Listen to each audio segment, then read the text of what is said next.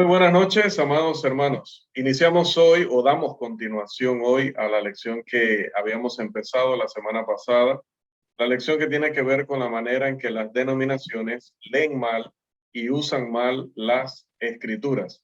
La semana pasada estuvimos tratando el tema de la fe y estuvimos viendo que hay dos tipos de fe. Estábamos analizando la sección de Santiago, capítulo 2. Y veíamos que hay dos tipos de fe, una fe que involucra solamente la aceptación de un testimonio, que ese es el tipo de fe que siguen los gobernantes entre los judíos en la Biblia, que no confesaban al Señor, y también los demonios, aún peor, ¿no? Estos seres que no tenían ningún atisbo de arrepentimiento, que no obedecían a Dios, que no tenían ni la más mínima intención de obedecer sus mandamientos, se dice que también creen. Entonces, ese es el tipo de fe que simplemente acepta un testimonio, porque el testimonio es real, es evidente. Veíamos también que por otro lado se menciona el término obras y que se trataba de hablar de una contradicción, pero luego decíamos que no hay tal contradicción, porque aunque la Biblia enseña mucho acerca de las obras, la Biblia enseña sobre tres tipos de obras. Están las obras de la ley de Moisés, están las obras de mérito y gloria humana, y están las obras de fe, justicia y obediencia, que son esas que Pablo dice, guiado por el Espíritu Santo, que fueron preparadas desde antes de la fundación del mundo para que anduviésemos en ellas. Así que concluimos que el pecador inconverso debe mostrar fe en Dios, confianza, debe obedecer los mandamientos de Él y eso lo llevará a arrepentirse y a bautizarse para el perdón de los pecados, como enseña Hechos 2:38 y muchos otros pasajes paralelos. Esta noche, amados, avanzamos en esta misma temática, pero pasamos a hablar de algo bastante interesante en esta línea, como lo es una figura de lenguaje conocida como la sinécdoque. Por favor, para definir y aplicar esta figura, vamos a pedir que uno de ustedes nos lea el texto en pantalla, Mateo capítulo 10, los versículos 32 y 33, por favor.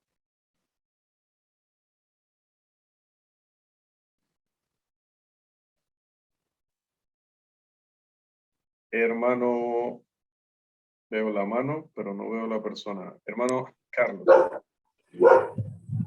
La sinécdoque, Mateo 10, 32 al 33. A cualquiera, pues, que me confiese delante de los hombres, yo también le confesaré delante de mi Padre que está en los cielos. Y a cualquiera que me niegue delante de los hombres, yo también le negaré delante de mi Padre que está en los cielos. Figura sinécdoque. Perdón. Gracias, hermano Carlos. La sinécdoque es una figura de lenguaje que pone una parte por el todo. En Juan 3:16, por ejemplo, cree es una figura de lenguaje que pone una parte por el todo. Por lo tanto, la fe, podemos traducir creer como fe o utilizar el concepto fe para hablar del verbo creer. La fe incluye otros actos de obediencia. No es una fe que no sea inclusiva. La sinécdoque es una figura muy común en el lenguaje, en la cual una de las condiciones del perdón representa, en este caso, a todas las demás.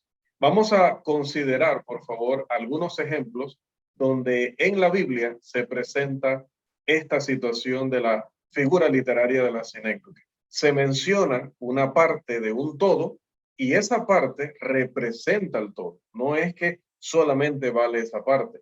No es que esa parte es el único elemento, no. Se toma un elemento representativo, pero en realidad se quiere decir que está involucrado o implicado todo lo demás. Por ejemplo, si nosotros vamos a Romanos capítulo 5, versículo 1, ¿qué nos dice ese pasaje? Lo tenemos en pantalla. Justificados pues por la fe, tenemos paz para con Dios por medio de nuestro Señor Jesucristo. Es obvio que la fe de la cual se habla aquí no es una fe sola, pues una fe así dejaría fuera a un requisito tan importante, tan relevante en la salvación como es el arrepentimiento. En cambio, aquí la fe representa a todas las demás condiciones de salvación. El segundo requisito de la salvación, después de la fe, es el arrepentimiento. Si nosotros vamos a Hechos, capítulo 11, versículo 18, ese texto dice: entonces, oídas estas cosas, callaron y glorificaron a Dios, diciendo: de manera que también a los gentiles ha dado Dios arrepentimiento para vida. Es cierto que solo se menciona el arrepentimiento en este pasaje. Sin embargo, están implicadas todas las demás condiciones de salvación. El arrepentimiento en este pasaje representa a todas las demás, como creer o fe allá en Romanos 5:1 representa a todas las demás condiciones de salvación. Si nosotros vamos a la carta de Juan, si nos vamos a ver qué nos dice la pluma de Juan en primera de Juan 4:2, la escritura dice: en esto conoced el Espíritu de Dios. Todo espíritu que confiesa que Jesucristo ha venido en carne es de Dios. En este pasaje, la confesión representa a todas las demás condiciones del perdón. Y si nos vamos a Pedro, a la primera carta de Pedro, al capítulo 3 y el versículo 21, dice este pasaje: el bautismo que corresponde a esto ahora nos salva, no quitando las inmundicias de la carne, sino como la aspiración de una buena conciencia hacia Dios por la resurrección de Jesucristo. Por lo tanto, tenemos ejemplos entre Romanos 5:1, allá en Hechos 11:18, acá en Primera de Pedro 3:21, que cada uno de los requisitos de la salvación mencionados representan a todos los demás requisitos.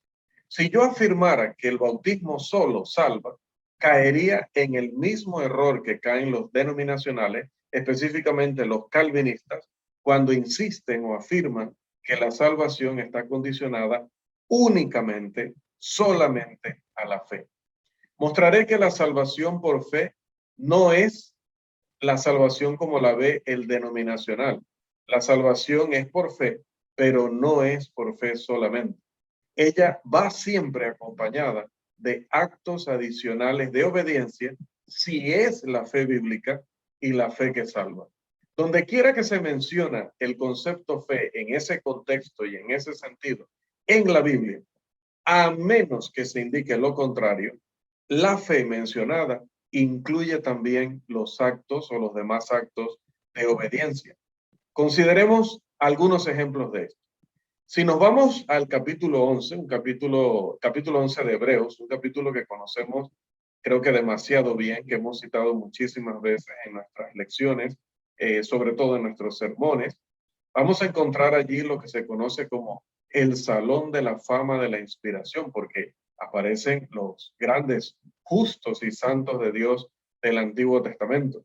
En ese gran capítulo, la gran fe y las nobles obras de los patriarcas, profetas, sacerdotes y reyes se exponen allí como ejemplos para que nosotros los imitemos. Tomemos cuidadosa nota del hecho de que en cada caso, cuando se menciona la fe, esta acompaña un verbo de acción. Si vemos en el 11:4, habla de la fe de Abel, pero aclara que esa fe lo llevó a ofrecer. Si nos vamos al versículo 7, se habla de la fe de Noé, pero notamos enseguida que debido a esa fe, él preparó el arca. Si nos vamos al 11:8, encontraremos que se menciona la fe de Abraham y se dice que debido a esa fe, él obedeció. Esto es característico de todo el capítulo. Esta es simplemente una demostración del hecho de que la fe produce bendición únicamente cuando conduce a la obediencia. Que la fe en el contexto bíblico, cuando se refiere a salvación, siempre va acompañada de la acción. Siempre va a llevar al individuo a hacer algo, a actuar en conformidad con las instrucciones de Dios. Y solo cuando lo hace es que obtiene lo que se le ha prometido, como la salvación, el perdón de pecados, el lavamiento de sus pecados y todas estas expresiones que se refieren a la redención o a la salvación. El Nuevo Testamento enseña que el bautismo en agua es esencial para la salvación de un pecador inconverso. Y esto lo podemos ver en un pasaje clave de la Escritura, como es el texto de Gálatas, capítulo 3, los versículos 26 y 27.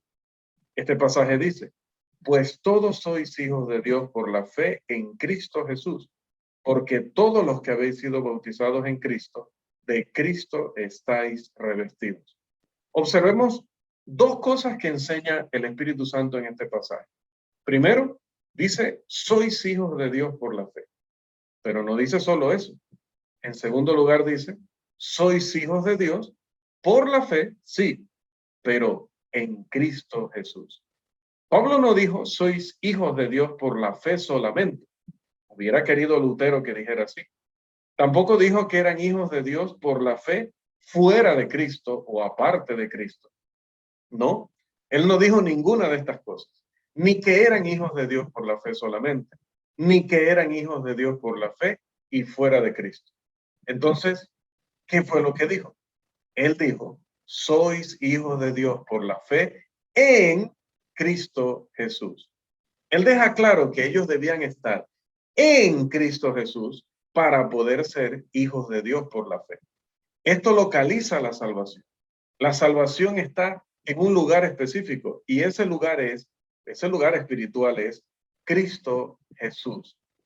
Esto nos informa dónde debemos estar para poder ser hijos de Dios por la fe.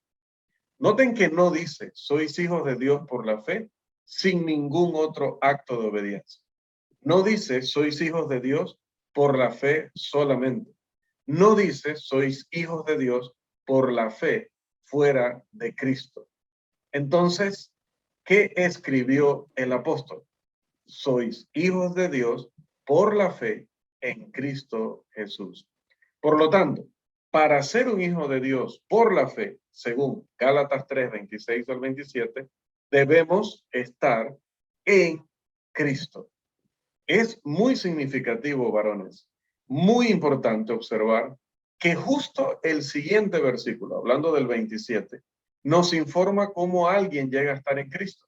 Dice, porque todos los que habéis sido bautizados en Cristo, de Cristo estáis revestidos. Usted debe estar en Cristo para ser un hijo de Dios por la fe. La única manera en la que usted puede estar en Cristo es siendo bautizado en Él. Por lo tanto, irrefutablemente se sigue que el bautismo es esencial para la salvación del inconverso. La conversión de Saulo es también un excelente ejemplo en esto. Primero tenemos fe, como tenemos allí en el gráfico. Esa fe nos lleva a obedecer a Dios para poder estar en Cristo y es así como llegamos a ser hijos de Dios. Y estas tres cosas van a completarse en el paso del bautismo. Y esto fue precisamente lo que sucedió con Saulo de Tarso, el mismo autor de Romanos capítulo 5, versículo 1, que no iba a tener una contradicción en su doctrina de lo que él mismo había experimentado como un inconverso que termina conociendo el Evangelio de Cristo, termina conociendo al Señor y que hace lo contrario de lo que los denominacionales entienden que se debe hacer o no hacer basándose en pasajes como Romanos 5, 1. Si nosotros leemos el capítulo 9 del libro de Hechos, recordamos la historia que se cuenta allí acerca de la conversión de Saulo. Pregunto, ¿cuándo Pablo o Saulo tuvo paz con Dios? ¿Puede alguien estar en paz con Dios mientras aún carga con la culpa de todos sus pecados? Hermanos, Pablo no tuvo paz con Dios hasta que fue bautizado para lavar sus pecados. Esto es lo que dice Hechos 22:16. Les voy a pedir que por favor leamos ese pasaje. ¿Quién nos ayuda con esa lectura? Hechos capítulo 22, versículo 16. Hermano Juan Miranda, por favor.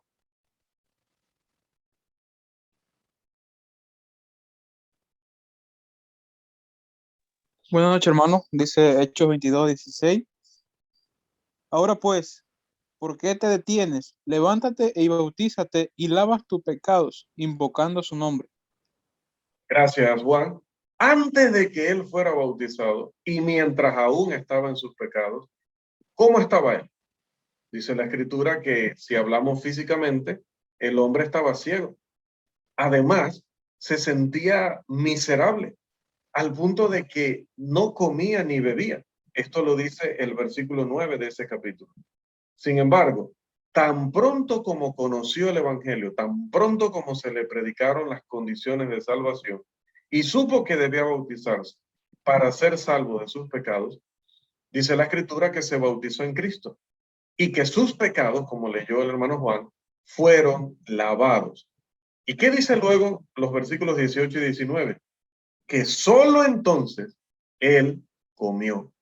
Ahora se ve un cambio en el hombre, una actitud totalmente diferente.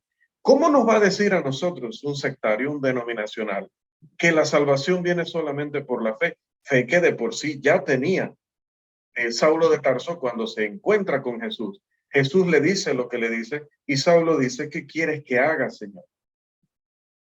La misma fe que mostraron aquellos que escucharon a Pedro allá en Hechos 2 cuando le preguntaron a él y a los demás varones hermanos, ¿qué haremos?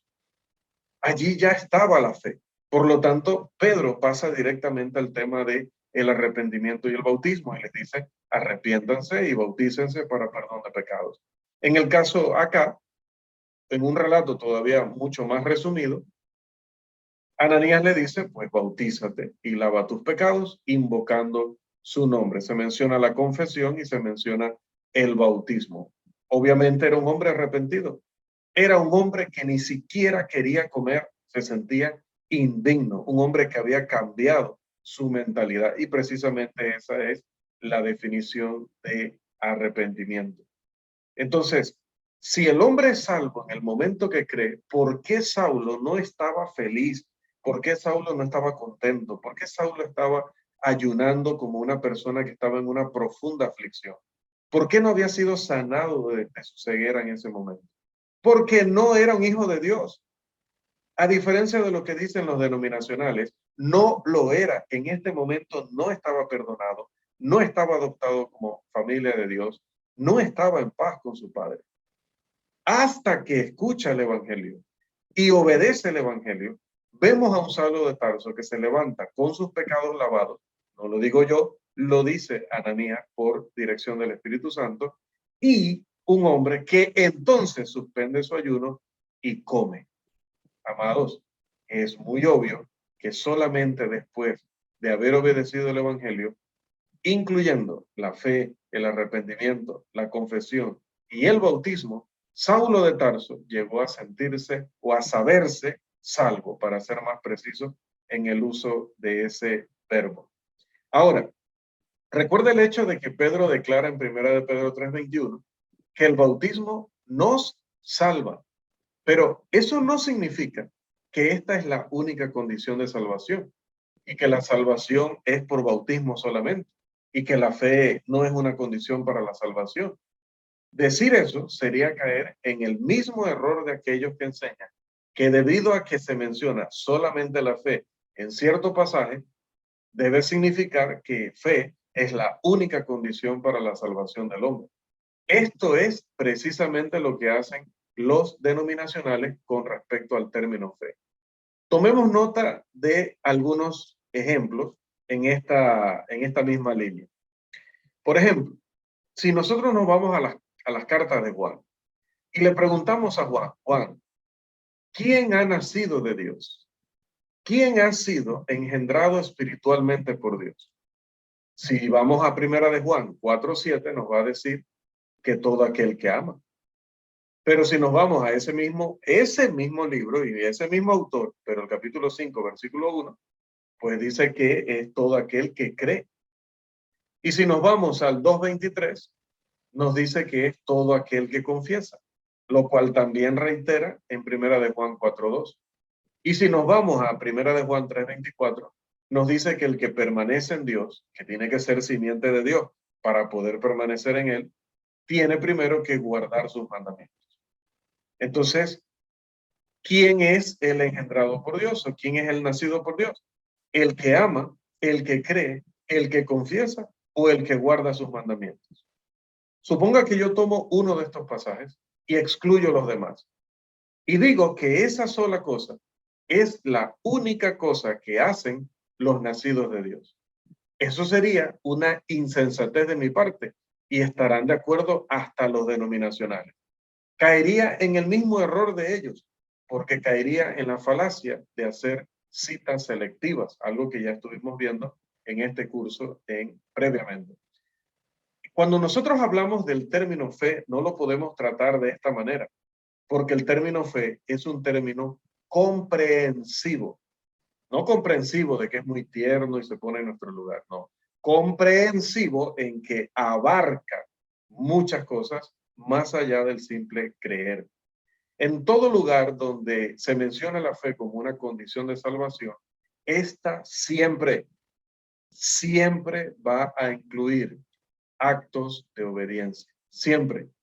Y para mostrar que la fe que salva incluye la obediencia, le voy a pedir que considere un pasaje del Nuevo Testamento hermoso y contundente en esta línea, como es el pasaje de Juan capítulo 3, versículo 36. Les ruego que me ayuden allí con la lectura. Por favor, sáltese los términos en griego. Obviamente, ¿no? Juan capítulo 3, versículo 36, lo tenemos en pantalla, solo se saltan los términos en griego. Hermano Daniel, por favor. El que cree en el Hijo tiene vida eterna, pero el que no obedece al Hijo no verá la vida, sino que la ira de Dios permanece sobre él. Allí citamos la Biblia de las Américas. Muchas gracias, Daniel. Muchas gracias. Dice, el que cree en el Hijo tiene vida eterna, pero el que no obedece al Hijo no verá la vida. ¿Por qué cito la Biblia de las Américas en este texto en particular? Porque la Reina Valera lo dice de otra manera. Por favor, alguien que tenga a mano el texto en Reina Valera y lo lea. Hermano Juan Miranda. Dice así: el que cree en el Hijo tiene vida eterna, pero el que rehúsa creer en el Hijo no verá la vida, sino que la ira de Dios está sobre él. Bien, ¿cuál es el término diferente? El término clave, Juan. ¿Cuál es el término clave diferente en la Biblia de las Américas, la traducción en la Biblia de las Américas y la traducción que tienes en mano, la Reina Valera? ¿Cuál ves que es el término diferente? Rehusar. Rehusar creer, porque ahí rehusar está como auxiliar. En realidad el verbo principal es creer. Allá dice rehusar creer, ¿no? Y la Biblia de las Américas no dice eso. La Biblia de las Américas dice no obedece. Entonces, ¿qué pasó allí? Bueno, es un error que probablemente puede ser de vista, porque si usted le presta suficiente atención, se dará cuenta de que, aunque usted no escriba, hablo con todos ahora, ¿no? Ya no hablo solo con Juan. Si usted se queda viendo los términos griegos, es posible que después de estar horas y horas y horas y horas traduciendo esto, puede ser que en un momento dado la vista lo traicionó y usted vio estos términos bastante similares, pero estos términos, por lo menos en el griego, no son idénticos. El primero sí es creer, que es allí el término pishuo, es creer. Pero el segundo término es apeitejo, y ese término no se traduce creer, ese término se traduce obedecer. En este caso tiene el a por delante, que es negativa, así que es no apeitejo, sería no obedecer. El que cree en el Hijo tiene vida eterna, pero el que no obedece, noten que lo hace paralelo, intercambiable, porque en la Reina Valera, aparentemente, o no sé si pensaron que había sido un error de algún escriba colocar abajo no obedece. Entonces dijeron, no, si primero dice no cree, la segunda parte debe decir no cree. No necesariamente, podría decirlo así, sin ningún problema. Pero en realidad, la evidencia manuscrita apoya la lectura de no obedece.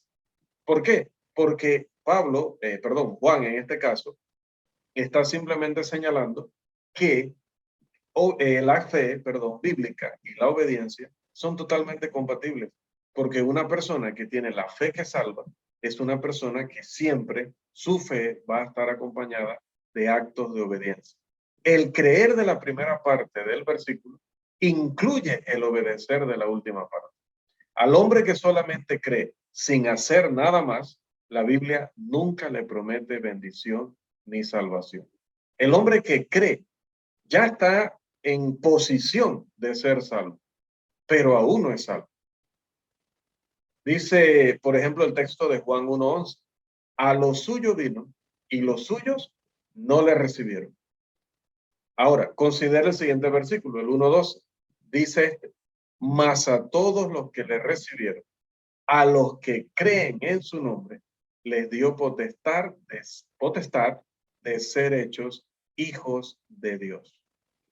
Otra vez, el verbo creer está acompañado del verbo recibir.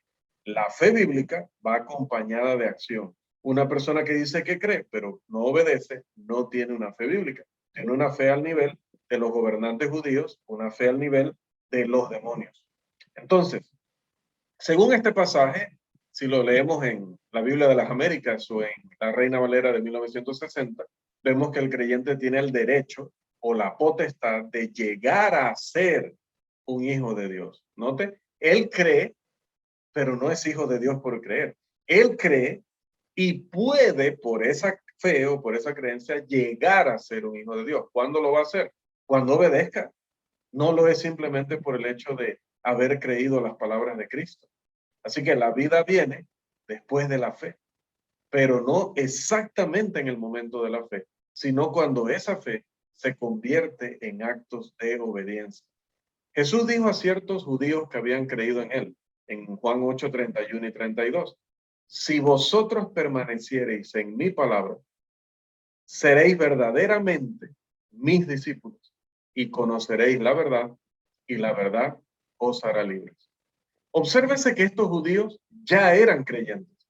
Sin embargo, eso no los convertía en verdaderos discípulos. Su discipulado estaba condicionado a que permanecieran en aquello que habían creído. Los erroristas, aún para tratar de contraatacar a toda esta argumentación, van a citar ciertos pasajes que consideran pasajes de prueba. El primero lo conocemos sumamente bien. Vamos buscando el segundo, por favor, que sabemos que el primero dice, porque de tal manera amó Dios al mundo que envió a su Hijo unigénito para que todo aquel que en él cree no se pierda, mas tenga vida eterna. Dice, para que todo aquel que en él cree. Y el errorista, no terrorista, terrorista, ya ustedes saben, ¿no? Hay en todas partes del mundo, en el norte, en el sur, y oriente y occidente. Pero acá son los erroristas que hacen lo mismo que los terroristas, pero acá lo hacen en el ámbito espiritual. Toman Juan 3:16 y ven que ahí dice, el que cree va a recibir este perdón. Entonces dicen, bueno, ya solamente hay que creer. Pero también citan Juan 5:25. ¿Qué dice este texto? Y vamos buscando ya Juan 3:18. ¿Qué dice Juan 5:25, por favor?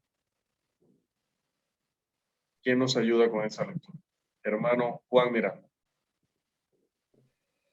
Dice así, de cierto os digo, viene la hora y ahora es cuando los muertos oirán la voz del Hijo de Dios y los que los que la oyeren vivirán. Dice que las personas que oyeren la voz del Hijo del Hombre van a vivir. Solamente dice oír. Pero la Escritura dice que del oír viene la fe. Si yo solamente me baso en esa expresión, todavía voy a llevar esto a un punto peor del que ya lo teníamos. Porque estas personas dicen que solo con creer ya son salvos. Pero si vamos a analizar los textos así, pues aquí solo con oír ya estas personas se levantan a resurrección de vida. No puede ser. Tenemos también Juan 3:18 y vamos buscando ya primera de Juan 5:1. ¿Qué dice Juan 3:18? ¿Quién nos ayuda?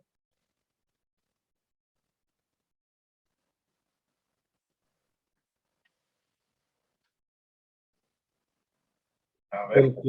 El que en él cree no es condenado, pero el que no cree ya ha sido condenado porque no ha creído en el nombre del unigénito Hijo de Dios. Otra vez, un pasaje que está hablando acerca de creer, así que lo utilizan para, mire que ahí está hablando que la salvación está relacionada simplemente con creer. Y finalmente, primera de Juan 5.1, porque Romanos 5.1 ya lo consideramos desde el principio del estudio. Por favor, primera de Juan, capítulo 5, versículo 1.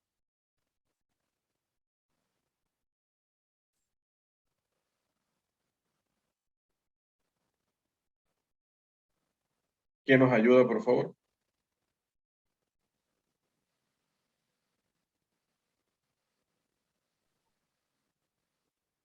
Todo aquel que cree que Jesús es el Cristo es nacido de Dios, y todo aquel que ama al que engendró, ama también al que ha sido engendrado por él.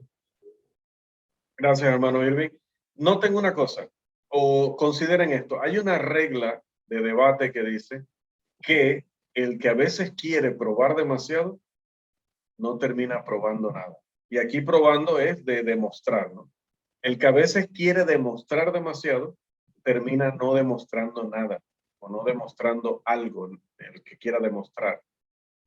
Por ejemplo, estos pasajes todos hablan de la salvación por la fe, definitivamente. Todos hablan de salvación por fe. Estos pasajes no mencionan el bautismo, en efecto, no lo mencionan. Pero hermanos, tampoco mencionan el arrepentimiento. Debido a que no mencionan el bautismo, los denominacionales pretenden eliminar el bautismo del plan de salvación. Mediante el mismo razonamiento ilógico, yo podría igualmente descartar el arrepentimiento, ¿sí? Pero se contiende que el arrepentimiento está implicado. Ellos lo defienden, ellos lo entienden y lo defienden. Pero el bautismo también está implicado por la misma razón y por la misma metodología. A través de la misma puerta por la cual el denominacional ve que sale el arrepentimiento en este pasaje, es por la misma puerta por la que sale también el bautismo. No se puede contender que la fe siempre está acompañada de arrepentimiento. No siempre.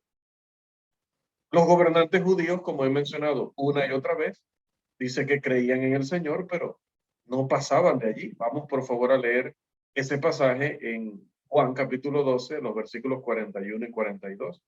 Mientras otro nos recuerda lo que dice Santiago 2.19. Un hermano, Juan 12, 41 al 42 y Santiago 2.19. Vamos a despertarnos, por favor, los que tenemos la posibilidad de leer para que también ayudemos a Juan y a Irving en estas lecturas y a mí, ¿no? En particular. Juan 12, 41 y 42, hermano Juan Miranda. Isaías dijo esto cuando vio su gloria y habló acerca de él. Con todo eso, aún los gobernantes, muchos creyeron en él, pero a causa de los fariseos no lo confesaban para no ser expulsados de la sinagoga. Gracias, hermano Juan. Dice que creyeron. Muchos de los gobernantes creyeron, pero no hicieron nada más. ¿Fueron salvos? No fueron salvos en ese momento. Entonces la salvación no es por fe solamente. Consideremos el otro o recordemos este pasaje que creo que lo conocemos bien, pero vamos a recordarlo a través de la lectura de nuestro hermano Steven Morales.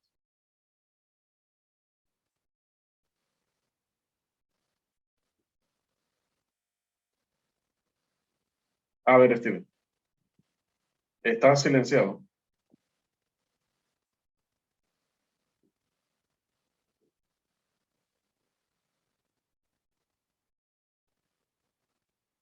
Steven. Hello. Ahora sí se te escucha. Sí, creo que se me pega un poco, me dice si se escucha bien. Dice, Y ahora sí. ¿tú crees que Dios es uno? Bien haces. También los demonios creen y tiemblan. Gracias, hermano Steven. Los gobernantes creyeron. Los demonios creen. Pero se arrepintieron los creyentes, se arrepintieron los demonios, confesaban los gobernantes, dice la escritura que no. Entonces, ¿fueron salvos? Definitivamente que en ese momento no. Cuando Pablo dijo en Romanos 5.1, voy a leerlo nuevamente, justificados pues por la fe, tenemos paz para con Dios por medio de nuestro Señor Jesucristo. Es obvio que no está diciendo por fe solamente, porque eso excluiría, eso dejaría por fuera el arrepentimiento. En este pasaje, la fe representa a todas las demás condiciones de la salvación. Es una sinécdoque, como veíamos al principio, la figura literaria. Una parte, se habla de una parte por el todo. Se dice, vendió 50 cabezas de ganado, pero no vendió solo las cabezas. En realidad se cuenta por cabeza, pero ha vendido todo el cuerpo. Sucede lo mismo con el arrepentimiento, cuando vamos a Hechos 11:18, que ya lo leímos. Es cierto que solo se menciona el arrepentimiento. Dice, les ha dado a los gentiles arrepentimiento para vida. Sin embargo, no están excluidas las otras condiciones, más bien están implicadas. El arrepentimiento representa a todas las demás. El mismo método se aplica a la confesión. Leíamos en 1 de Juan 4:2, en esto conoced del Espíritu de Dios. Todo espíritu que confiesa que Jesucristo ha venido en carne es de Dios. En este pasaje, la confesión representa a todas las demás condiciones del perdón. Lo mismo que aplica con la fe, con el arrepentimiento, con la confesión, aplica de igual manera con el bautismo. Volvemos a leer. Pedro escribió en 1 de Pedro 3:21. El bautismo que corresponde a esto ahora nos salva, no quitando las inmundicias de la carne, sino como la aspiración de una buena conciencia hacia Dios por la resurrección de Jesucristo. Por lo tanto, en resumen, tenemos ejemplos de cada uno de los requisitos de la salvación, representando cada uno a todos los demás. Si yo afirmara que 1 de Pedro 3:21 enseña que el bautismo solo salva, porque es lo único que se menciona en ese pasaje, de entre los requisitos que conocemos para la salvación, estaría cayendo en el mismo error que los denominacionales caen al afirmar y enseñar que la salvación está condicionada a la fe sola. La salvación es por fe, pero no por fe solamente.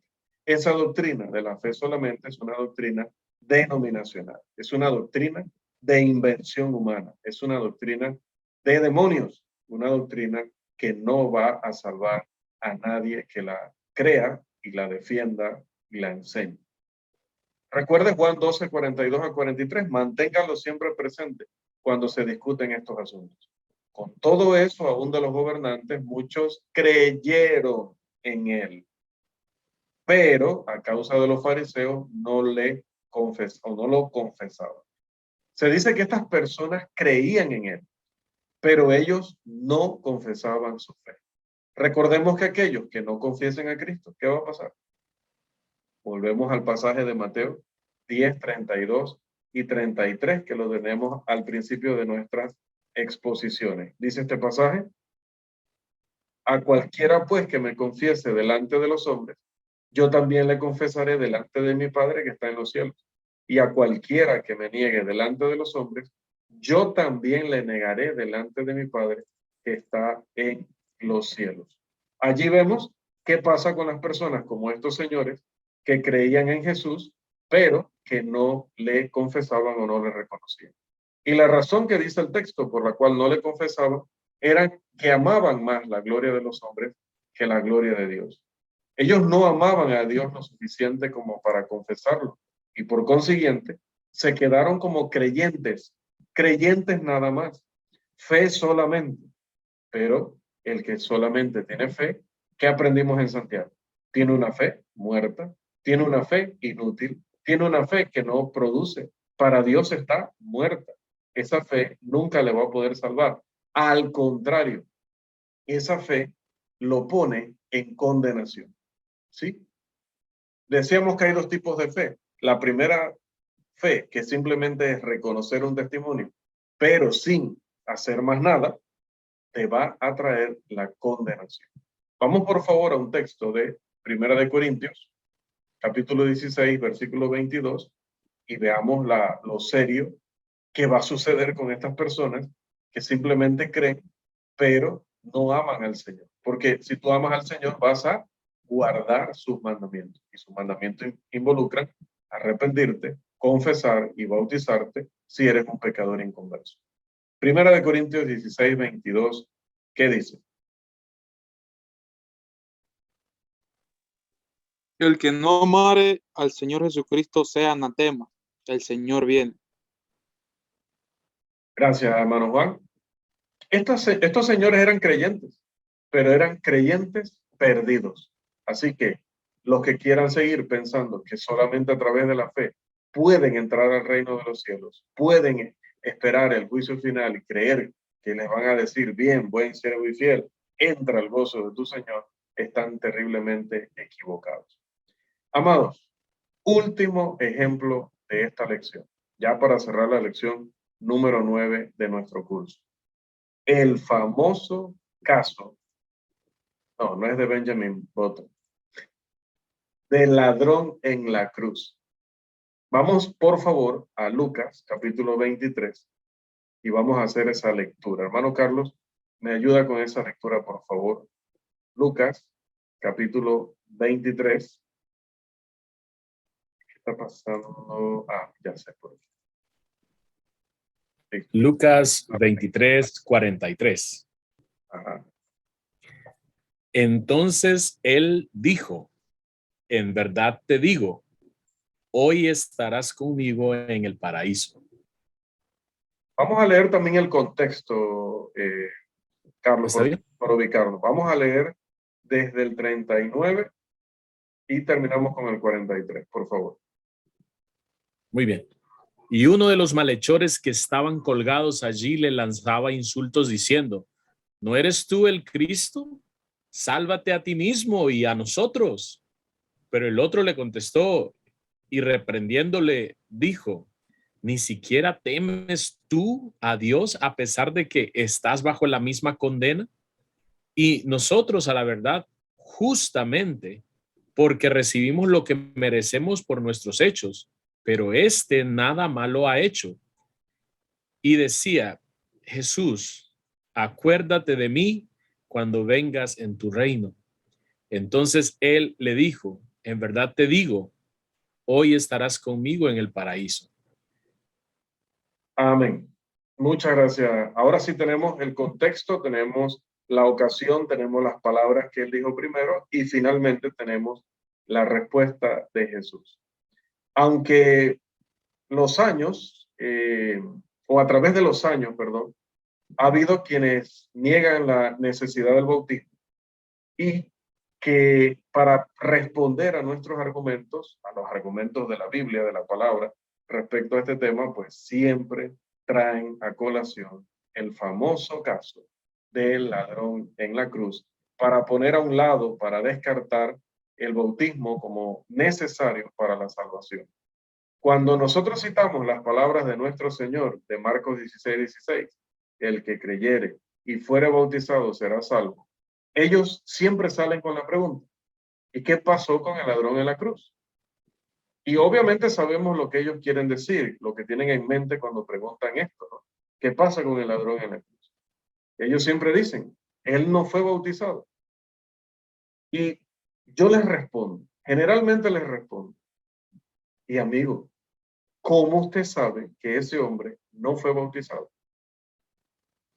Podemos ver que la Biblia no dice explícitamente que era bautizado, pero tampoco la Biblia dice explícitamente que no era bautizado.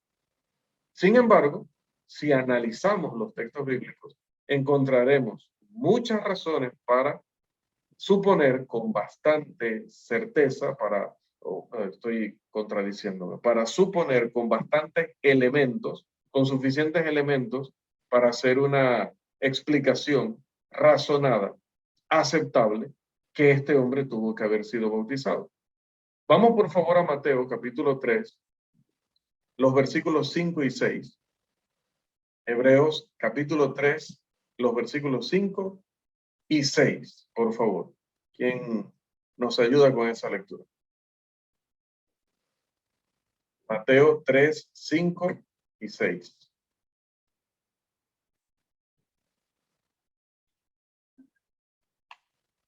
Mateo 3, 5, 6. Por favor, Rafael.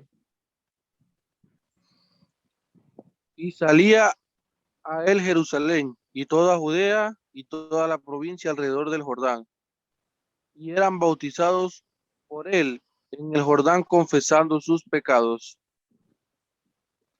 Miren, ¿quién sabe ¿Quién sabe que él no estaba incluido en las expresiones Jerusalén y toda Judea y toda la región alrededor del Jordán? ¿Quién sabe que él no estaba allí? Nadie puede afirmar eso, ni yo puedo decir que estaba, ni el denominacional puede decir que él no estaba. Pero la probabilidad de que estuviera es altísima, más por las cosas que él dice ahí en la cruz, toda la información que él manejaba. ¿Cómo manejaba todo eso si era un criminal común que nunca ni había escuchado el mensaje de Juan ni de Jesús y nunca había sido bautizado en el bautismo de Juan, que era el que estaba en vigencia en ese momento, que es también a lo que vamos? Si él no estaba incluido en ese número, eso no cambia nada, porque él vivió y murió antes de que el Nuevo Testamento entrara en vigencia, antes de que el nuevo pacto entrara en efecto. ¿Qué dice Hebreos 9, 16 al 17? Por favor, ¿quién nos lee ese hermoso pasaje? Hebreos capítulo 9, los versículos 16 y 17. Amén, Hermano hermano. Juan, Hebreos 9, 16 y 17. porque donde hay testamento es necesario que intervenga muerte del testador, porque el testamento con la muerte se confirma, pues no es válido entre tanto que el testador vive. Cuando el joven rico le preguntó a Jesús, Maestro, ¿qué bien haré para tener la vida eterna? ¿A qué hizo referencia Jesús como la respuesta a esa pregunta? Señaló a los 10 mandamientos. Los 10 mandamientos pertenecían al antiguo pacto. La ley mosaica estaba en vigencia en ese momento. Y lo estaba también cuando aún agonizaban los ladrones y agonizaba Jesús en la cruz. Él no había muerto, él no la había clavado todavía a la cruz, con su muerte no había expiado, no había sellado el nuevo pacto. Hasta ese momento seguía en vigencia la ley de Moisés. Era un deber de los judíos guardar los 10 mandamientos, no de los cristianos. Cuando el ladrón preguntó, o cuando el ladrón pidió, acuérdate de mí, cuando vengas en tu reino, allá en el versículo 42, Jesús aún estaba vivo. Y el Nuevo Testamento no había entrado en vigencia. Y ya vemos lo que dice el Espíritu Santo acerca de este punto en Hebreos 9, 16 y 17. Así que, amados, queda muy claro que definitivamente la fe que salva no es una fe que está sola, no es una fe que carece de obediencia, no es una fe que carece de acciones. Al contrario, la verdadera fe es una fe que siempre va a llevar a la persona a obedecer a Dios, a obedecer sus mandamientos. Entonces, esa es la fe bíblica. La otra, puedo decir que es bíblica en el sentido de que la Biblia también habla de ella, pero no es la fe que salva. Es una fe muerta, es una fe inútil, es una fe estéril, y la persona que posea este tipo de fe estará en la misma condición de su fe, muerto en sus delitos y pecados. Amados, hasta aquí esta lección, las razones o la manera en que las denominaciones leen mal y usan mal la escritura, debido a que así pasan por encima de un montón de reglas, de lógica, de hermenéutica, como pasan por encima de los pasajes, los tergiversan, los recortan, citan a conveniencia, no hacen los paralelos.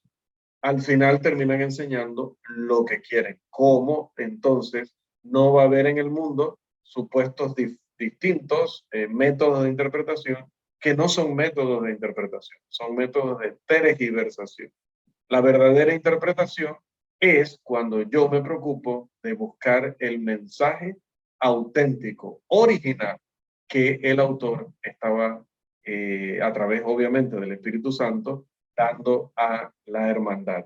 Cuando yo quiero saber qué dijo el autor, cuando yo quiero saber qué enseñó el autor, y no estoy incluyendo mis ideas, mis teorías, no le estoy imponiendo al texto mis pensamientos, entonces puedo decir que he hecho una interpretación. Pero cuando hago lo que hemos visto a través de toda esta lección, tanto en la sesión anterior como en esta, yo no estoy interpretando, estoy tergiversando. ¿Y qué dice Pedro? Que el que hace esto lo hace para su propia perdición. Así que llegamos hasta aquí con nuestra lección. Que el Señor nos siga ayudando a través del mensaje de su palabra para que no caigamos en semejantes errores, que caen ellos en el plan de salvación y nos reímos y decimos cómo es posible que esto pase. Nos reímos en el sentido de que a veces no podemos creer que no entiendan algo tan evidente en la escritura, pero no ría mucho porque quizás a veces, no todos, pero algunos de nosotros en algún lugar, no me refiero aquí precisamente a esta escuela, pero en algún lugar estará haciendo lo mismo con otras doctrinas y otras partes de la Biblia. Entonces, hay que siempre andar con muchísimo cuidado para que verdaderamente hablemos donde la Biblia habla y callemos donde ella calla.